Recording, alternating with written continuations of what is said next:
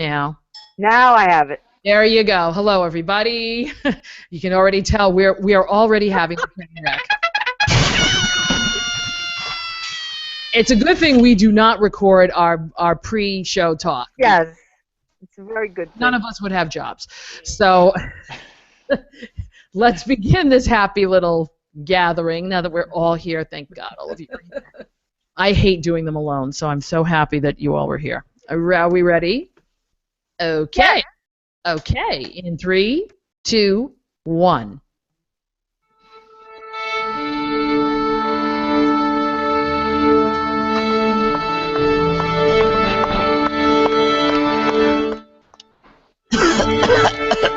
Hello? Are you ready? Yes. Then we'll begin. I'm so glad I'm not alone this week. The gang is back. The Pats have won the Super Bowl, and all is right with the world except the snow that we're having. So please grab a cup, sit back, and join in. This is Monday Morning Catholic, episode number 58. 6:30 Monday morning. I'm here hiding in my bed. A song plays on my alarm clock as I cover up my head. And with all this snow we've been having, we've been covering up our heads quite a bit lately, let me tell you. Good morning, good afternoon, good evening. Welcome to another edition of the Monday Morning Catholic Podcast. I am your host and moderator, the snowed-in Joanne Mercier, here in North Providence by way of St. Martha and Mary in Lakeville. But I am warmed to the bottom of my heart because everybody's here, and that makes me so happy indeed.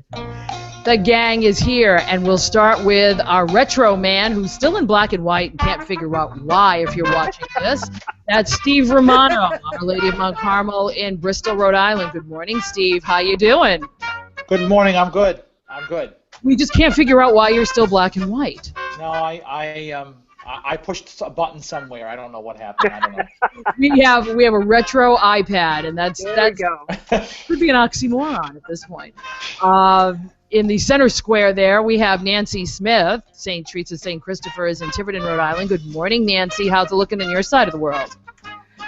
We have snow everywhere. It's getting higher and higher. There's no place kidding. Pretty soon we'll be putting it on the roof. Morning, everybody.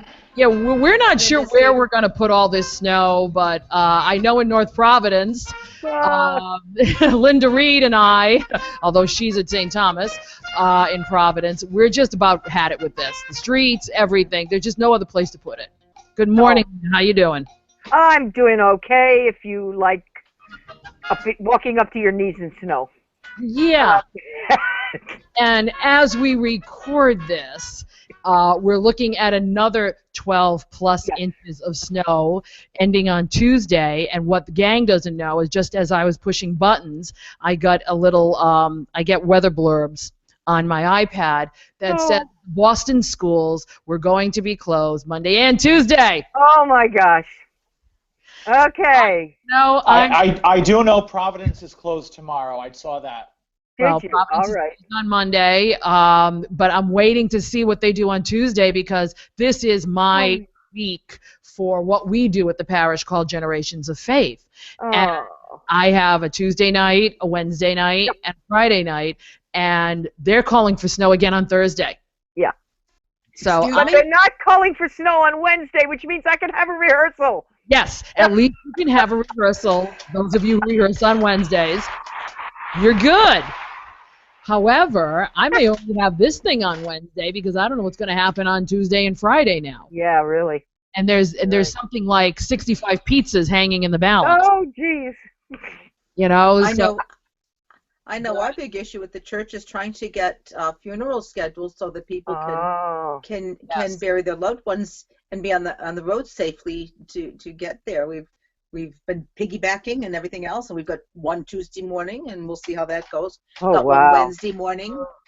Just had two of anyway. So it becomes an issue in scheduling for these folks. I was going to say, have any of you had to reschedule a funeral in the last couple of weeks? Yes. One funeral was scheduled twice, and now it never took place because the family gave up.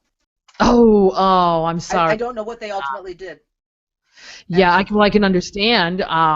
I know that where we are my husband and I in Cranberry Country, Lakeville, Rochester, Middleborough, we have a cemetery, and yeah, it's kind of hard when you're trying to find the ground. Yeah. In order to dig the grave to begin with. So, my husband just said to me, jackhammers. Because we've been spending a lot of time together here, folks. That's right. And when he just heard me say that, he said, jackhammers. A lot of togetherness in this weather. So if you wanted to know how they open a grave, it's a jackhammer. Jackhammers. These are the things I don't know because I've never dealt with cemeteries before this. So, but folks, it has just been... We can't get it to stop. I think I put up on Facebook. Yeah. I feel like we're in the middle of in a snow globe that somebody keeps shaking. Yeah. I saw that. I loved it. I loved it. That's exactly how we're feeling. And what I'm seeing from my friends across the country, the Catholics next door, Greg and Jennifer Willits, if you're not listening to that podcast, you should be. They've got like 60-degree weather and no snow in Denver. Yeah. Figure this one out, people. My brother-in-law in Denver has to go to the mountains to find snow. Kevin said you'll always find it in the mountains, but yeah. I guess there's no snow anywhere else or cold. Nope. And we're in the ice box, and I don't get it. I have a friend in Missouri who's dying for some snow, and there is none. I don't know what to tell them. I said, come here. Yeah, everybody come here. And when I was in Burlington for the festivities a couple of weeks ago, they had less snow than we do, and they're an hour and a half from Montreal. Oh, geez. Anybody who wants to go skiing can use my yard. Yeah. I've got beautiful in the backyard down into the river. And I think it was my own private Facebook that I put how they get rid of snow in Montreal. Oh, yes, I saw that. Yes. They have an 18-wheeler being fed into by one of those by a big snowplow type thing. They have a snowblower attachment on the front, and it goes right in. And it goes into a big truck, and they haul it off. I mean, they run simultaneously next to each other. I thought somebody was thinking on that one. Yeah. I think we should bring them down here so they can take all this snow up to the North Country because this is ridiculous. Yes, it is. I haven't seen snow like this since I was a kid, and that's a long time ago, folks. Well, all I know is about 3 weeks ago I said to my wife, gee, we haven't had any snow. Oh, it was your fault then. It was your fault, Stephen. Bad. And Beth is right here, and she'll say that I said it, and it's true. I said, gee, it's funny. I said, we don't have any snow on the ground. Yeah. Whoops. Whoops, right. We appreciated that. Yeah. Sorry. Well, we're here not to talk, just about. No. That's about how I feel right about now. Yeah. No, instead of snow. We are here, because we do this every week, if you haven't been with us, to take a look back at the previous weekend's liturgies and try to make some sense of all that we see, hear, and sometimes smell. Or sometimes, we're digging out of and totally wet. But we also take a look at rituals and church music and technology and evangelization and anything else we feel like talking about that's Catholic. So grab your favorite beverage. It is not a hot drink today. It's water again. And join us. And hopefully we won't go off the rails. We were very off the rails before we started, so I think and we're all going to be We'll be really good and positive and happy. We have had no feedback because last week's show was our, homage to the new Bishop of Burlington. Bishop Christopher Coyne, who's now settling in. He's been posting his own videos, and I promised I wouldn't post anymore. Joanne, I did take a few minutes to watch his the installation mass. Yeah, it was really nice. I really liked how the music they chose, it was stuff that everybody knows. Yep. Yes. It was. Yes. It was. For the most part. It was not pretentious at all. No, oh gosh, no. And he is not pretentious at all. So No, that you can see that. it fit. Do you know, did he choose his own music, or did they choose it? Do you know? I'll tell you this much. I have not had a chance to talk to him, but when I heard when I saw what the choices were, I said, well, this sounds like stuff that he would want. And I think I did say on the show last week that a couple of things made it obvious to me that the musicians were looking at this music for the first time. And one of them is David Haas's Psalm 145. Oh, yeah. Because of that little tricky little 3/4 measure that's in the rest of it. And if you notice on the installation video, he gets it the first time. He gets it on the first verse, and then the other 3 verses completely misses it. So I have a feeling someone was looking at that for the first time. Yeah. And perhaps they should have looked at it a little longer. Yeah, because it's not straightforward. It's one of the few that's not straightforward. There's a few pieces like that in the Catholic Church repertoire that you know if people have paid attention. The other one is what? Here I Am, Lord, when you have all those measures in between? Yes, yes, yes. There are a few. So that's the only thing. I believe he must have chosen a lot of that because it just reflects who he.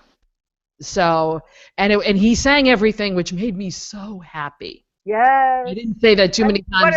What a nice homilist too.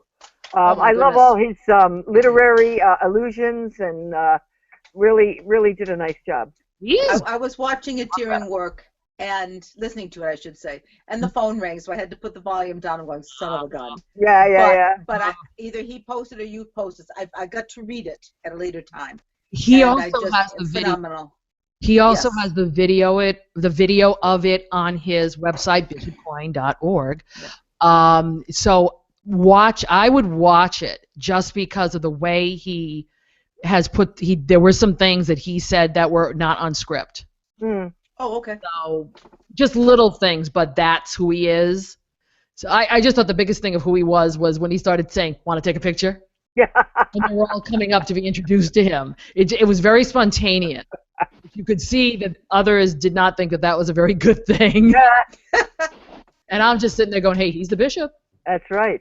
At that point, if you're taking the time to do this, do it right. There was plenty of music to, Oh, yeah. whatever. And I saw a face I knew. She was in the 4th pew back behind Mom on the right-hand side. I'm going, that looks so much like the moderator I see every Sunday. Well, let me tell you. It's a miracle that I even got. I mean, that was not planned. Yeah.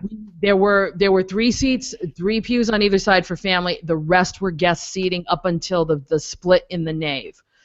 And we just got there on the first bus. And we were brought in, and they said, have a seat. And I was like, yeah. Okay. I didn't hear then, because I wanted to take video. And I didn't want to be, like, in the 9th row back trying to make it bigger and all that. So it was like, no, this is really good. And I don't take pictures during liturgy. I only did during the rite of installation. That was it. I put the phone away after that and didn't take another picture till the very, very end. So if anybody was looking for me to chronicle it too much, I just don't do that. I'm there to pray. No, you don't want to stand there. I mean, it's not like you're the wedding photographer, Right. And seriously, in all seriousness, I was there to pray. It was a 36-hour whirlwind visit from start to finish because of our weather. Yes. And I was there to pray. I chronicled, I did do some chronicling, but I wanted to pray. That was my gift to him. Great. Was to be there and pray and celebrate with him that he was back home and that he had his own diocese. Yay! So that was the big thing. So next time I probably will see him will be hopefully the CMMC, the Catholic New Media Conference. That'll probably be the next time I see him, unless Kevin and I we've talked about going up to Burlington when the weather thaws. When we thaw out here. Whenever that happens. Spring thaw. I hear July's going to be nice. Yeah, July might just be perfect for that. So, but if any of you haven't seen it, it's all over the interwebs. As far as this is concerned. And I think Catholic Television did a nice job of bringing the Solemn Vespers. If I didn't say that last week, they were the only ones who filmed the Solemn Vespers. Yeah, that was nice. But I don't know who did the compilation video for him. Somebody did. Very nice. I saw that last night. Some really nice behind-the-scenes stuff and put it together, and then they did all these people like wishing him well. So they did a couple of those, and I thought those were really, really nice to have. And he's going to be big on that. He's going to bring a lot of that to this diocese, and I think they're ready for it. Like I said, the people there were super nice, and I think this is a good match. I really, really do. So that's all about last week. All right. Oh, and the Pats won. Hey! Yes, they did.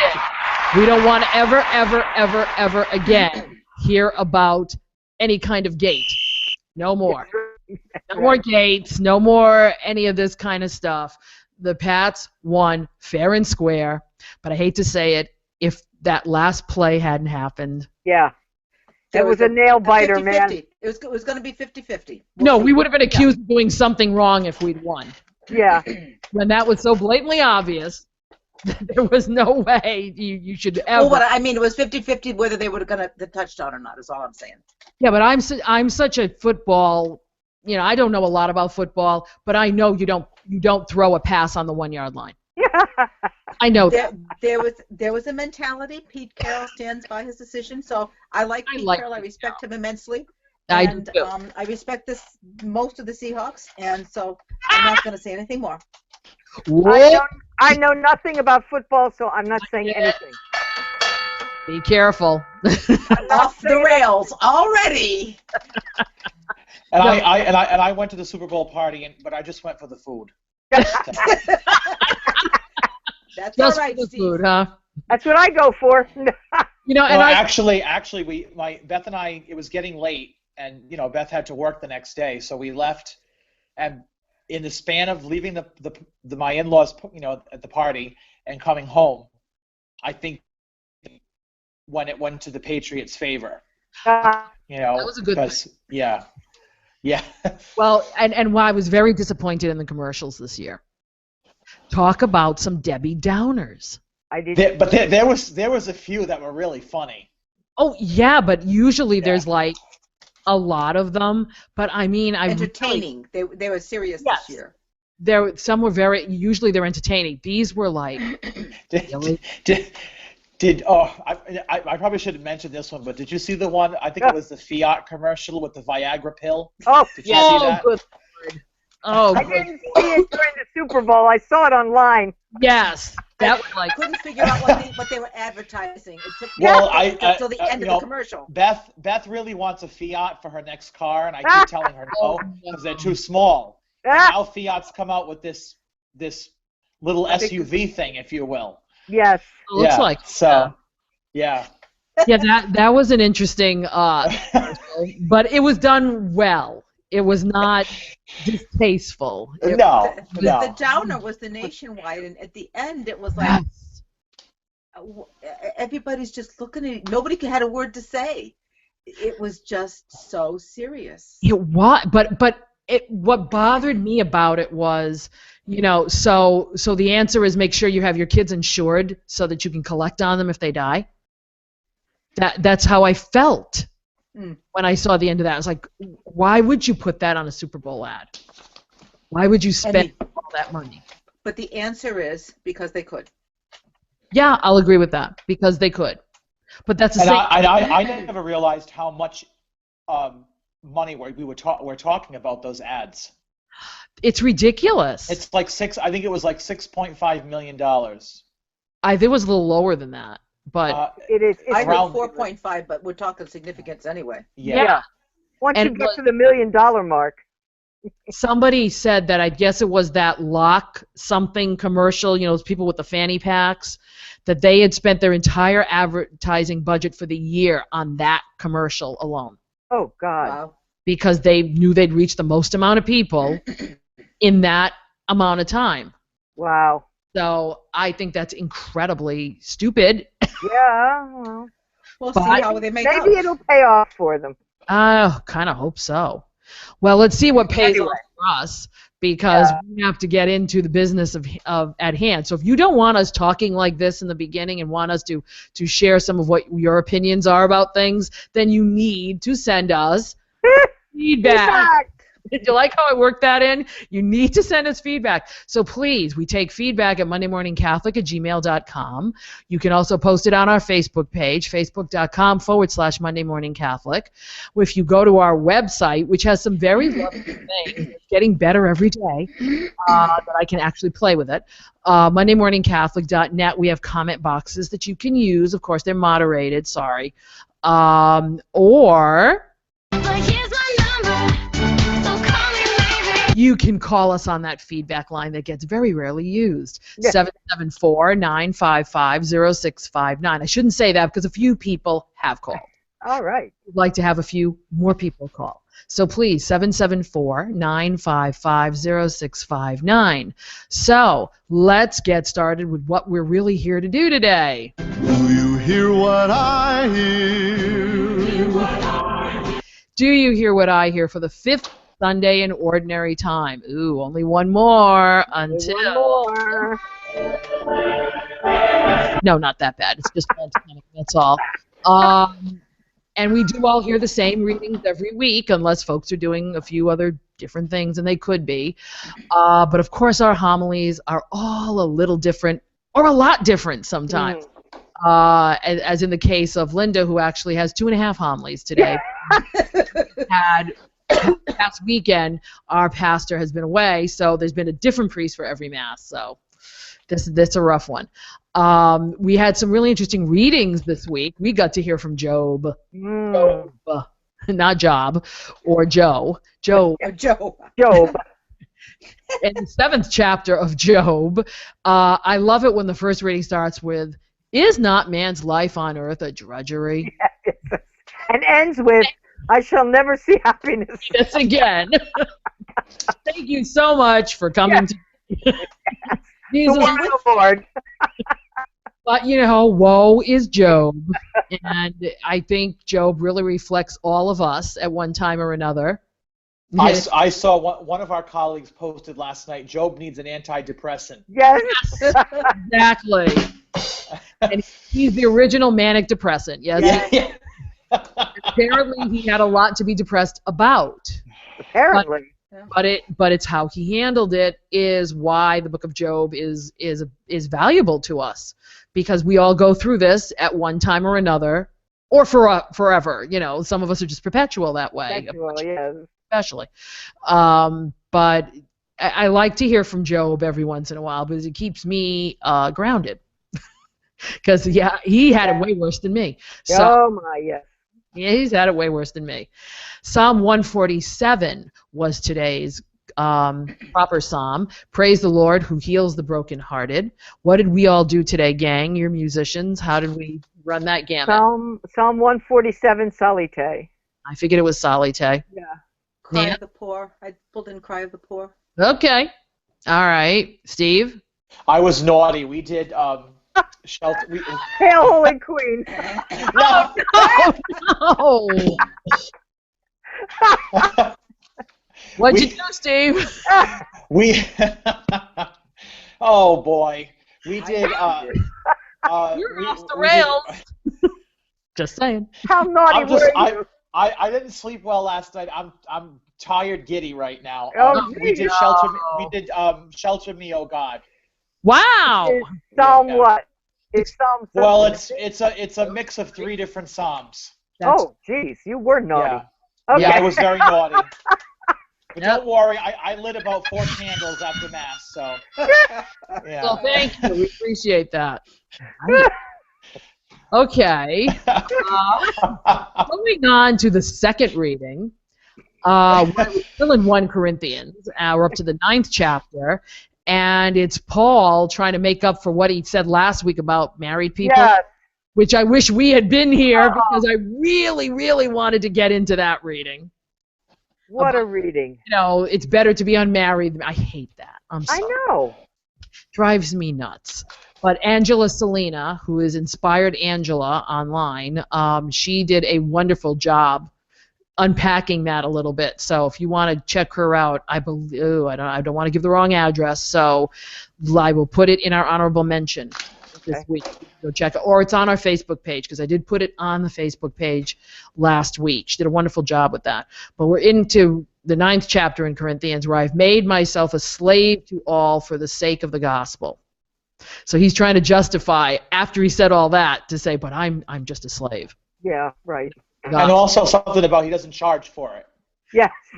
Oh, but let's not go there, because you know what'll happen if that happens. I know, trust me. Yeah. You know?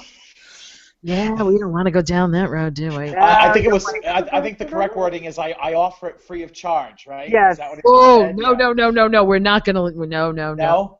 We're not going down that road. No. All right. Caution. That's where I need Danger Will Robinson. Yeah. Oh, I just saw that show the other. Go ahead. I just watched the movie last night. Danger. Oh no. And we're still in the first chapter of Mark. Are we ever going to get out? Nope. And this, no, as far as I know, because I only had a half a homily this morning. Did anybody preach on Simon's mother-in-law? What? Did anybody talk about Simon's mother-in-law? Yes. There's a joke about Simon's mother-in-law. That's why I'm asking. One of mine did. One of my 3 homilies. Okay. But mostly, you know, we're talking more about people who are ill and possessed and how Jesus is there to heal Mostly, and yes. to preach. So that's where the focus of the homily was going. But I know there was one presider who will do a joke about Simon's mother-in-law. Oh, well, nobody did a joke about Simon's mother-in-law. Okay. Well, since I was with you for the half this morning, when we get to the right stuff, we'll explain what happened. Yeah. And some of you may have seen it on Facebook, but we'll explain to you what happened. But since you have 2.5, Nancy has 1, and Steve has 1, I'm going to let you all talk now for a while, because I did all the talking last week. So okay. Well, I have 1, but a short one, so I'll start. Okay, Nancy, go ahead. And first of all, I just want to let you know that I heard about Joe. Joanne was mentioning a few seconds ago. I heard about Joe, and as the preacher starts talking about Joe, and I'm going, Joe who? Joe, and then he says it clearer the next time. And says Job. I said, okay, folks, that makes more sense.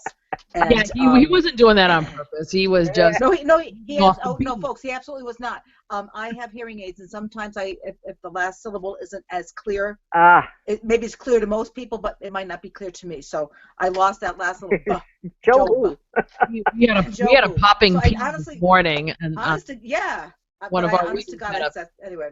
So he was really short and sweet, and I love his homilies, but he kind of wrapped around the same thought many times. So I didn't hear many different takes on it. I heard the same take many different ways.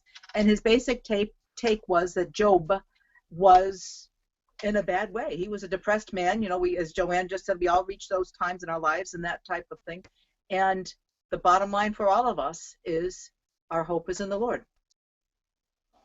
Amen. That's a short amen. And it was short and sweet, and I'm going, oh, I don't really have too much to say, but, you know, I have everything to say. Wow. There you go. There's power there. There's power there. Okay. Exactly. There's power there. Yes, and there is. So if everybody leaves with that mentality, That's right. That's a good thing. So that was what he shared with us. So Cool. Next. Do we go with Stephen? Yeah, go ahead. Okay, I'll go. Go ahead, Retro Man. Well, first I have to say that our second collection this weekend was our fuel collection, and the heat was on the fritz this morning. Oh, Yeah. Nice. I hope you got more money then because of it. I got to church and I thought, gee, it's colder in here than it should be. And I looked at the thermostat, and indeed it was, because the furnace was not on.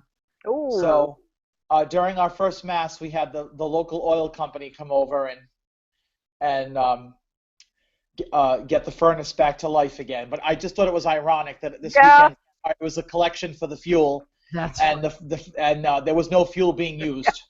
So give so we can get more fuel. Yes. Yeah. But Father talked about how each gospel that we have in our cycle has its own flavor, and this year, at this point we have Mark, which we know, and he said, you know, Mark's gospel is all about action, all about Jesus in motion. There's always, the crowds are always following, they're always on the move. And he said, and particularly in today's gospel, we have an inside view on a day in the life of Jesus. And he said, it's interesting, he said, because look at everything that happens in this day. He goes to the synagogue, he casts out the demon, the crowd, starts to follow him. He said it's a day of constant activity. And he said, imagine that. He said, he threw in a little joke. He said that he gets tired, teaching the 8th grade religion class, and look at this busy day that Jesus had, and he said that, again, on the action part of Mark's gospel, Jesus, he's healing, he's curing, he's listening, he's encouraging people. But then look, interestingly, what it says, Jesus goes to be alone and pray, be absorbed in prayer. And the mantra comes in, Jesus, everybody is looking for you. And he says, isn't that the truth, and isn't that how we are? We're constantly looking for Jesus. And he said, we find him at the tables of the Word and the Eucharist. He said, starting with very practical thing, the church. We come to church, and as an aside, the parish that I work at, our church is open all day, every day. Mm. I think it's open from 6 in the morning until 6 at night. Wow. And I've been there. I'm there during the week doing work sometimes up in the loft, and people. It's a constant stream of people coming in and out. Because I think the other churches in town, I think they're locked. I'm almost certain they are. And sometimes with very good reason. Oh yeah. We've don't get me wrong, we've had our issues, but he's adamant about keeping the church open. So he said that that's a practical thing that we can. He kind of likened it to like it's our own little place of respite, in the course of a busy day, to stop in and sit and be quiet for a few minutes. And then he said, where else do we find Jesus? Again, everyone's looking for him. He said, in our abilities and our talents, we find him. And then he kind of brought in, like, if you're a student, where you would find him. If you're a married couple, you find him in your marriage. If you're single young or single old, you find him in basically in our daily living, in our sorrow and joy. He said, but the important thing is in our daily living, like Nancy just said, you have to have hope that things are going to be okay, and we have to be attached to the things of God and not so much the latest app or whatever, iPhone or this or that and the other thing. So that was his homily today. Now that I did he, I'll ask the question, did he, because I'm not sure, expound any more that Jesus had to go and rest before he could do anything else? Yes, he did. All right, because that's where I thought it was going. Because that would be my takeaway from that gospel. Right. That, you have to, and I think as ministers, we forget this. Yeah. Right, and what he brought up, Joanne, was those of us in pastoral ministry, and we all know this, we're always at the call of somebody.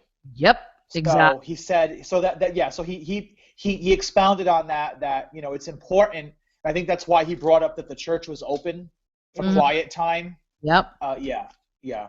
Yeah, because we do it constantly. And I've got to be honest. I was up last night trying to, because of the weather, having to, move things around with meetings and stuff, and trying to do meetings online and hangouts and stuff. So I was up late last night till midnight trying to make sure I had all of this ready for people. And then I put my head down. I'm like, okay, let me start my nightly examine, and I don't think I got through one blessed thing before I was like, right out, folks, cold, because I was exhausted. But we forget that we need to take that time too, and it's important, because Jesus couldn't do what he was showing us. He went off to pray, and then they came looking for him, like, we need you. Do you ever have that? You go off to pray or go off to do something, and somebody comes looking for you. does. It never fails. And I'm sure the priest. Anytime I go out of town, somebody whose funeral I promised to sing dies. Oh. You know?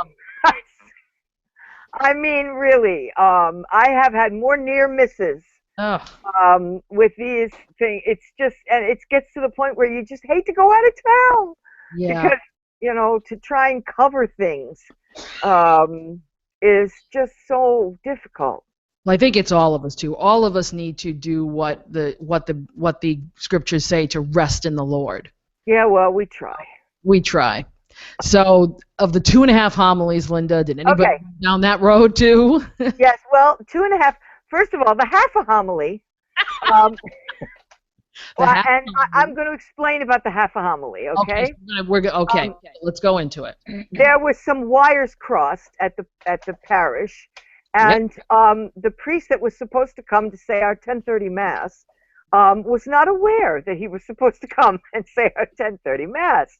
Fortunately, the dear man just lives across Rick's campus from us. That's Rhode Island College. Rhode Island College, yeah. So the deacon, after he panicked 400 times, goes over and calls, oh dear, says Father, I didn't realize I was supposed to be there, but I'm on my way. I'll be right there. Good man to come. Yep. Good man to come. 10:30 Mass started at 10:45. It was not a problem for anybody there.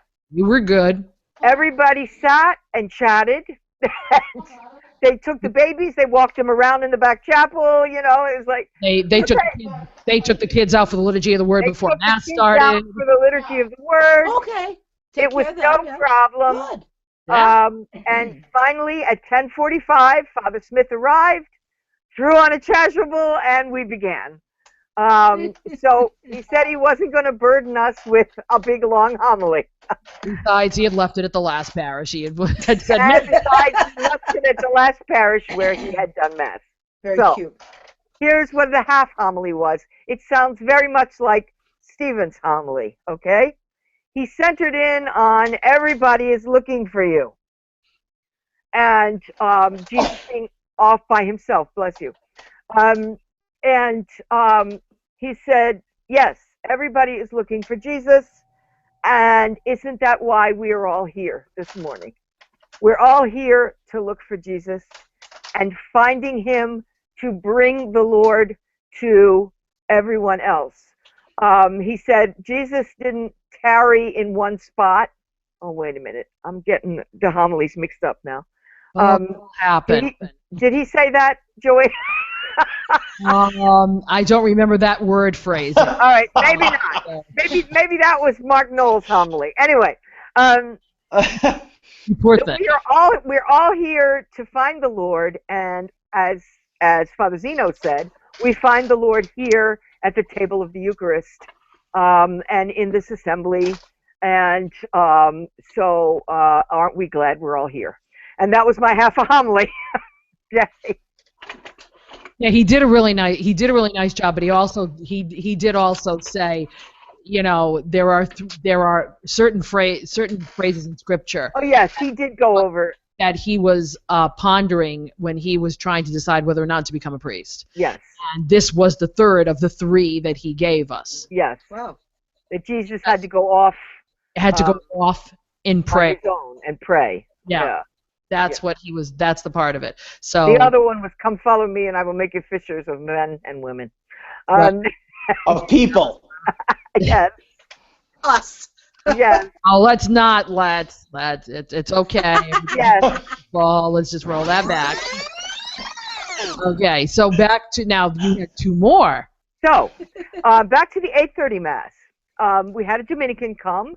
And of course, as you know, Dominicans are the order of preachers, and so they always have really good homilies. So he began with a story, and he said when he was a little boy, whenever he would get hurt or fall down or bump his head on something, he would run to his mother. He said, "I'm crying because I was a real crybaby." He said, and my mother would soothe the hurt And she would go over to the table where I bumped my head and hit the table and say, "Bad table, you hurt my baby." And he said, "That would make me feel better." He said, it didn't heal me, but it made me feel better. He said, "I was still bleeding, but it made me feel better." And then he went on to talk about Job and what preceded this section of scripture that we heard. And he told us all about Job being a very prosperous merchant and how many camels he had and how many sheep he had and how many kids he had, and how in one fell swoop, with the visit of 4 messengers, everything was gone. So he said, we really can't call Job a crybaby because he had something to cry about. Okay? So, Job was in dire need of healing, was his segue into the gospel. And he said, Jesus, this is where I found this thought that I thought was in the other homily. Jesus had to go off and be by himself and pray, and then go to the other villages in Galilee, because God didn't put him here to just cure sickness and cast out demons. God sent him here to cure us all. And so he could not tarry in one town as the people wanted him to do, but he had to go find strength on his own and then go off to the rest of the towns in Galilee to announce the good news, because he was not sent here just to heal a few people, but to heal the hurt of all mankind. And of course, then he went on to do that with his passion and death and resurrection. So that was really interesting. I thought he brought in both the readings, and that Jesus had to do more than just heal a disease or two. He had a bigger agenda. Yeah, I like that he couldn't stay in one place. I like stay in one place. I like that imagery. He had a bigger agenda, and so he had to go on to the next town and the next town. But he had to go off by himself and recharge. And then 4 o'clock Mass yesterday. This was a long time ago, so let's see if I remember this one. Okay. I knew we were in trouble when he started with the Garden of Eden. Oh my, he's going to be here for a while. Okay. Why would we start with that? Well, because he said, God made us to be with him. He said, if you remember, at the breezy time of the day, God would come and walk in the garden with us, and we were made to be with God. Okay. And God wanted to be with us. And so he didn't really touch on Job. He just went right to the gospel. And he said, Jesus walked into the house, and immediately, upon hearing about Peter's mother-in-law, he went over to her himself. Nobody asked him. He went over to her himself and grasped her by the hand, and the fever left her. Because God doesn't send a telegram. God sends himself. God is a personal God. I like that. Yeah, because he wanted to, we were made for that. We were made to commune with God. And so he's trying to reestablish that channel of community. If we will not go to God, he will come to us. Peter's mother-in-law didn't go to Jesus and ask to be healed. Jesus came to her. And this is obviously the guy who preached Peter's mother-in-law. And then he pulled in Pope Francis in the whole thing. He said, Jesus comes to us because we were made to commune together. And who gets this? Pope Francis gets this. Pope Francis comes to us personally to do whatever healing he can do with a personal touch, with a personal word. So if we take what we need to take away from this gospel is that we were made to be in communion with God, and Jesus came to heal that lack of communion. Wow. Nice, Those huh? really, they were connected in some ways, but very different takes on everything. Wow. Well, we've had a plethora. We've had a plethora of homilies this weekend. Thank you so much, gang. I would have had one myself had I gone to work. I had planned to be there. At least you got that homily. Well, I got the half a homily, and that was fun. Yeah. But again, if your priest or homilist has given a real good homily and you want to share it with the rest of us, we'd love to have you do so. So please send it over to mondaymorningcatholic@gmail.com. Facebook, put it up on Facebook.com, although I will tell you, putting it on the Facebook page, it could get a little wordy. But you can also call us, 774-955-0659. We'll take it in any way, shape, and form, and we will feature it on our first segment, Your Side of the World, when we use it, when we have feedback. So that should tell you we need feedback. Okay. Going on, please, to my favorite part of the show, because I'm a liturgist. Anyway, and it's just who I am. There was a lot going on. Okay. Excuse me. There's been a lot of liturgy stuff coming across my Twitter, my Facebook, and I keep throwing it up. You know, what keeps sticking. But just to finish off, you know, I posted this. You know, what happens when a priest doesn't show up for Mass. We wait. But I'll tell you, this has happened to me, and I'm sure it's happened to all of you at one time or another. But I will say that the group at St. Thomas, it was like, okay, so we'll wait. Yeah. There was no grumbling, no, oh, what's going on here? No, nobody looked like they were cross, you know, because I've seen that happen before. When, you know, waiting for the priest, it's like, oh, come on, give me a break. So I must give kudos to the parish family there that just kind of hung out and said, all right, we'll just wait. Yeah. And I love that the deacon said, sing something, and Linda's like, no, but no, we'll wait. you know that this kind of thing can now foster what I call the Mass follies. Because everybody is now out of kilter.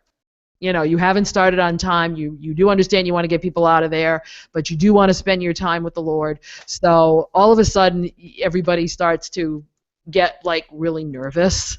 So I have to say this, Linda. If you saw me laughing for about 10 minutes, it was because every Gloria, we do the Gloria and we use tone chimes. Yes.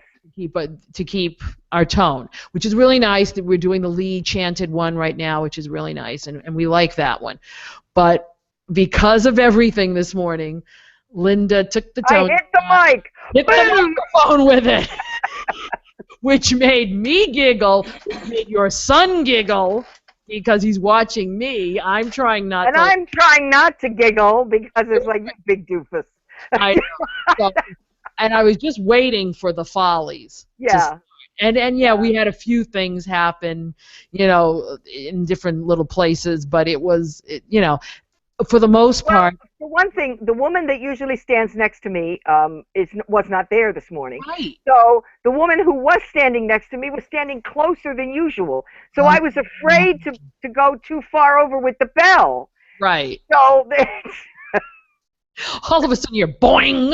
Boing. It's like, oh my God. It was interesting. A few people were sleeping in the back. Yeah, nobody was sleeping after that.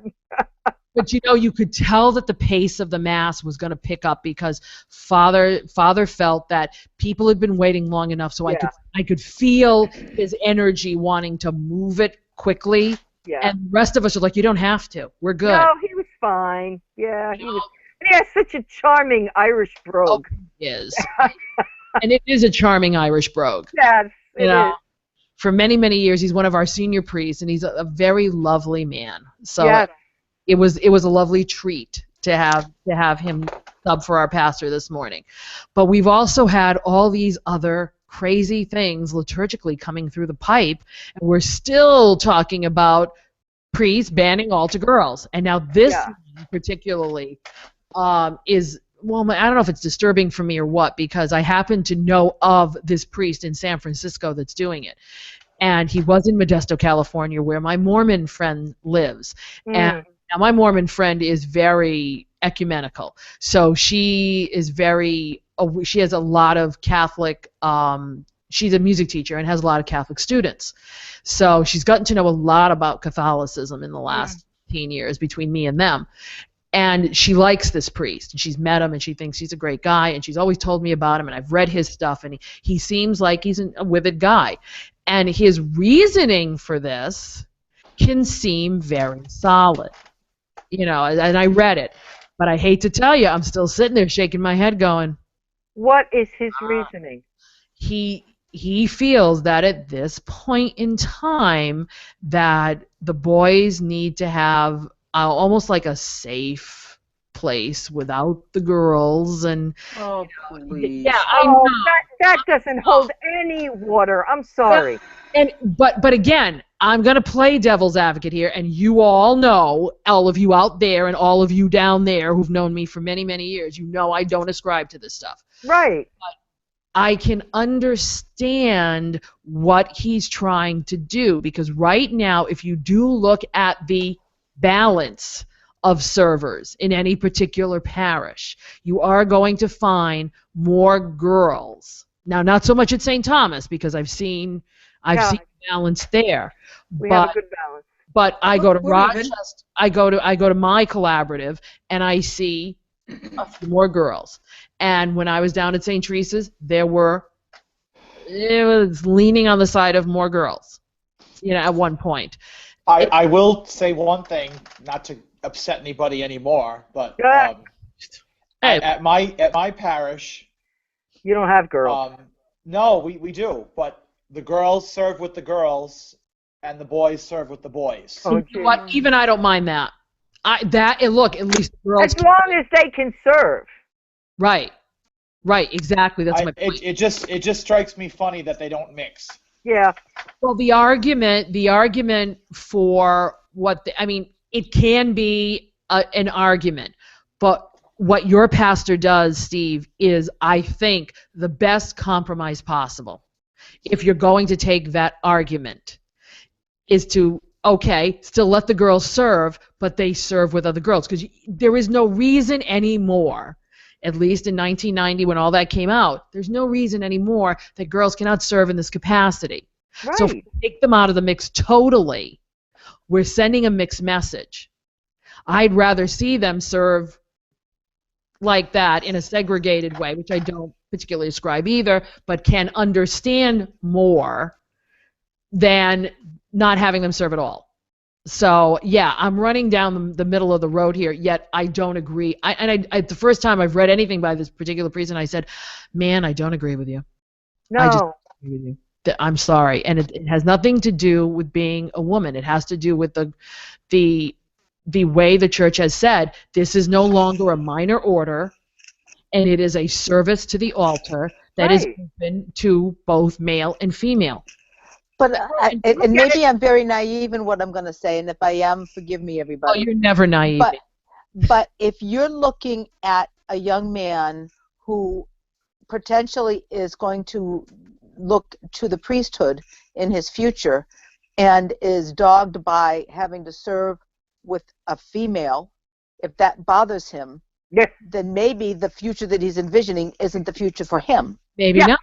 Yeah. Maybe not. Am I clear with that? Yes, you are very clear, and I agree with you. Yes. Okay.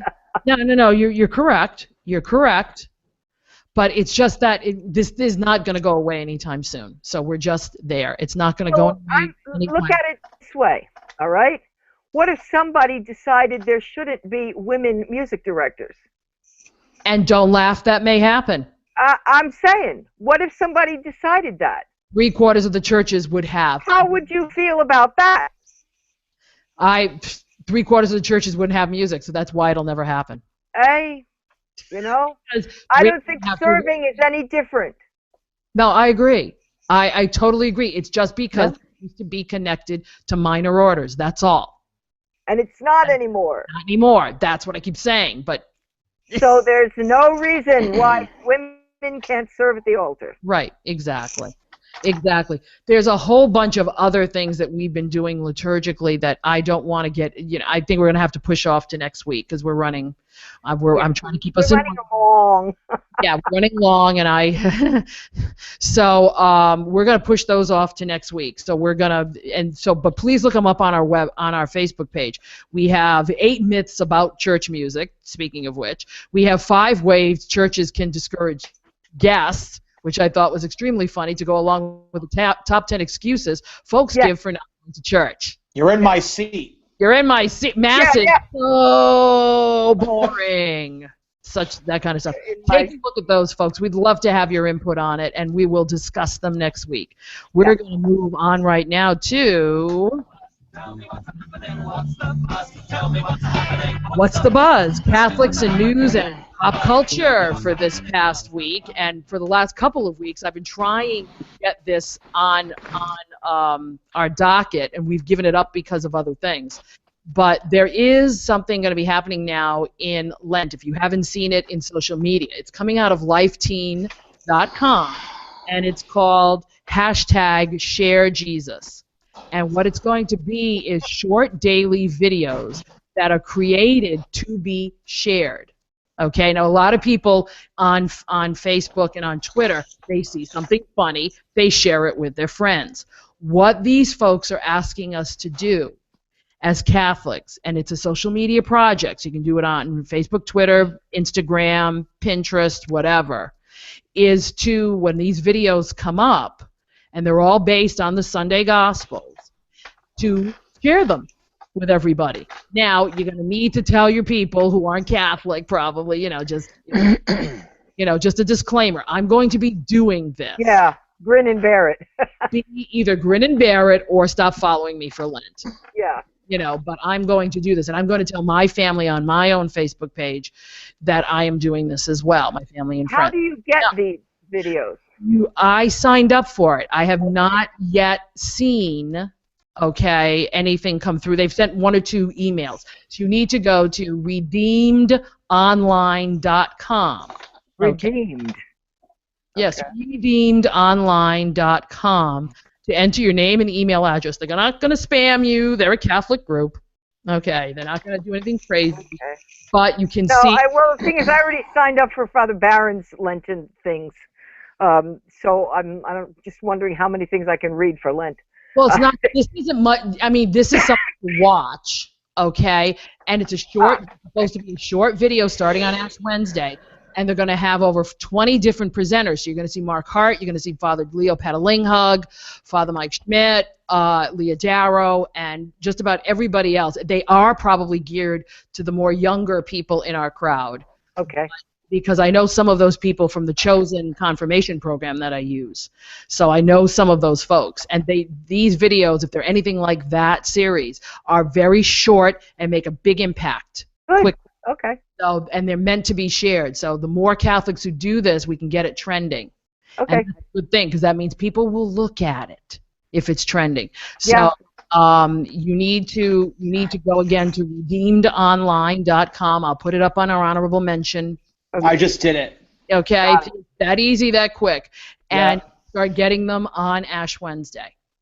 And I did that a while back when it first came out. I said, "This looks." Yeah, it just says, "Thanks for signing up. We will be in touch shortly." Yeah, that's exactly it. So that's all they're going to do is send you. They're creating these videos. They're going to send them out. They're meant to be shared. Just don't look at them and say, "Oh, gee." They're meant to be shared. The more of us, the better. There are going to be as well on the Diocese of Providence. I assume it's on the website of the diocese. Mm-hmm. They're going to have Lenten reflections. I believe it's weekly, so I would imagine it would be available on each Sunday of like the first Sunday, second Sunday, third Sunday. I can imagine they're having various pastors around the diocese. So this is on our Catholic. Pardon me?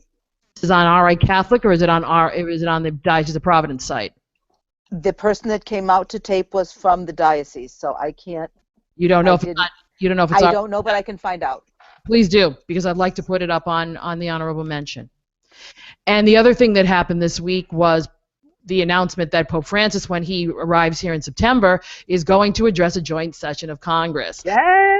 Yay! Wonderful thing. I don't know what he's going to say, but it's going to be interesting, folks. It's going to be. It's going to be a wicked, wild ride in September. Let me tell you, when the Pope comes here. And I really want to go to Philly. Yeah. He's going to be doing this. We do. No, I don't. A little bit, Steve. Yeah. Jesuits don't wave their fingers very much. But I think they wave their words. Thank you, Nancy. They actually do. They wave their words. They do. And I think he's going to say a lot of things that people aren't going to like. And good. And you know what? Good on him, folks, because it has to happen. Well, this was a very well-rounded, thank you for all being back with me this week type of podcast. Thank you very much. I'm appreciative. Again, we want your feedback, so please, MondayMorningCatholic.net. You can leave it in the comment box. MondayMorningCatholic@gmail.com. You can email us at Toll if you prefer. You want to answer or look at any of the stuff on our Facebook page. It's facebook.com/MondayMorningCatholic, or call the voice feedback line, 774-955-0659. You know, folks, I'm really sick of the... No. I know, but this is the way it is with us right now. So, Steve, you can alter your prayer now. Yeah. Thank you very much. I just want to be done with it. But I don't want to be done with you guys, so I hope you're all back next week. And we can talk more about the snow and whatever we're doing. So I'm hoping that, hey, share our stuff around. Leave us a good review on iTunes, which gets us to be heard by more people. That we'd really appreciate if you can do that for us, or even on YouTube. That'll push us up in the rankings so that folks will get a chance to see and hear us. So for Linda Reed, Nancy Smith, Steve Romano and myself, I had to breathe. Steve Romano and myself, Joanne Mercier, thanks so much for being here with us this week. We'll pray for you. Please pray for us. And until next time, ciao for now. See you later.